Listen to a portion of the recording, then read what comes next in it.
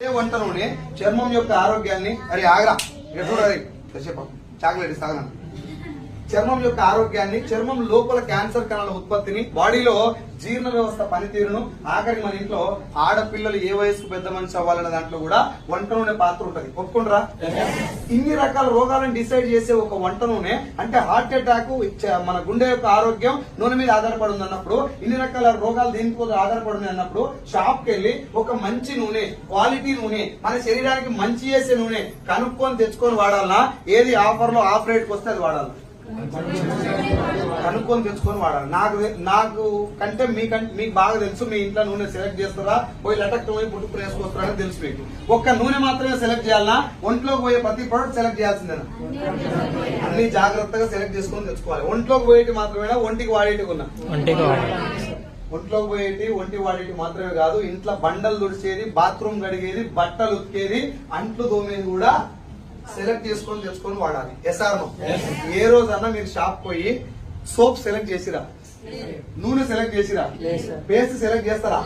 ఒక 95% జనాల గురించి మాట్లాడుతున్నాను. 5% మేబీ సెలెక్ట్ చేస్తుండొచ్చు, దాన్ని వదిలేద్దాం. ఒక 100లో 5 సెలెక్ట్ చేస్తారు. మిగతా 95 మంది ఫ్రీడమ్ ఇయ్యవా?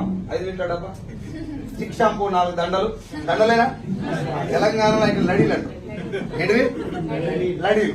మొన్న విజయవాడ లడీలు అంటే ఇటు చూస్తున్నారు. లడీలు అంటే దండల తర్వాత వాళ్ళు చెప్తారు, అర్థమైంది. సో ఈ పేరు చెప్పారు. ఏది? Chik shampoo, Santoor, Vim gel, Harpic, లేకపోతే Gold Drop, Freedom refined sunflower oil, ఈ పేరు చెప్పి తెచ్చుకుంటారు. అవునా? మాట్లాడు సార్, సార్ మీరు కోపం ఏం లేదుగా?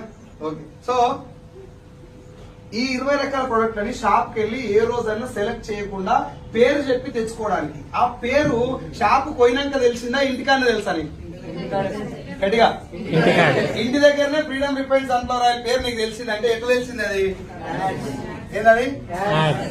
యాడ్ కాదు, యాడ్. ఓకేనా? యాడ్, అడ్వర్టైజ్మెంట్ ద్వారా తెలిసింది. ఇంకొక మాట చెప్పండి, అడ్వర్టైజ్మెంట్ ఎవరిస్తారు? సెలబ్రిటీస్. క్రికెటర్స్ కావచ్చు, హీరోలు కావచ్చు, హీరోయిన్లు కావచ్చు, బ్యాడ్మింటన్ స్టార్స్ కావచ్చు, ఎవరైనా ప్లేయర్స్ కావచ్చు. సెలబ్రిటీ ఒక మంచి పొజిషన్ లో ఉన్న వాళ్ళు ఇస్తారు.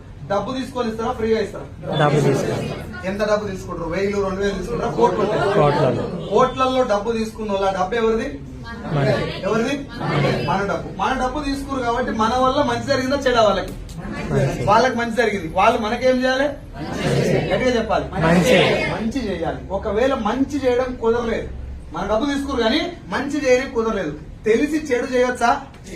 చేయకూడదు. ఇది చెడు అని తెలిసి నీ డబ్బు నేను తీసుకున్నా కాబట్టి ఒక చెడు పని నీకు చేయకూడదు, అది పాపం. Yes or no?